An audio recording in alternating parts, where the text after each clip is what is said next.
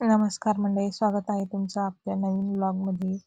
तर मी मागच्या व्लॉगमध्ये आमच्या घरासमोरची सगळी झाडे दाखवली होती तुम्हाला. तर मी आज कच्च्या केळीची भाजी करणार आहे. मग मी बाबाकडून 4 केळी कापून घेतली. आता मी त्या केळीचं सालटं काढून घेत आहे. केळी कच्ची असल्यामुळे सालटं काढायला थोडं जड जात आहे, तर मी ते चाकूने काढून घेते. आता मी छोटे छोटे पीस करत आहे केळीचे, आणि मी छोटे छोटे पीस करून घेतले टमाट्याचे, कांद्याचे, आणि कांदा परतून घेतला.